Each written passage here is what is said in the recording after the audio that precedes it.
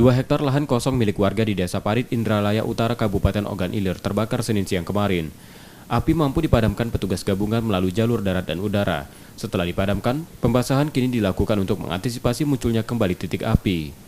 BPBD Sumatera Selatan mencatat, sebaran titik panas di provinsi ini mulai meningkat, mencapai 140 titik di sejumlah wilayah dalam beberapa pekan terakhir. Naiknya sebaran titik panas itu berpotensi menyebabkan kebakaran melebihi 80%, terutama di Ogan Ilir, Musi Banyuasin, dan Oku Timur. Luasan lahan yang terbakar di 3 kabupaten itu sejak Mei lalu mencapai 17 hektar. Nah, ini mungkin agak spesifik di Ogan Ilir ini. Menurut pantauan satelit kita, hotspotnya jarang terpantau, tapi kebakaran terjadi di sana. Karena ini memang wilayahnya lalu lintasnya padat karena di pinggir jalan tol, jadi sering terpantau melalui visual darat. Artinya di pantauan hotspot ini tidak masuk.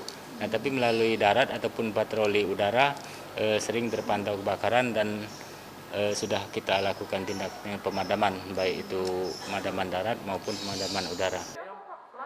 Untuk menekan sebaran titik panas, salah satunya melakukan teknologi modifikasi cuaca hujan buatan hingga akhir Juni untuk memaksimalkan potensi awan hujan yang masih ada.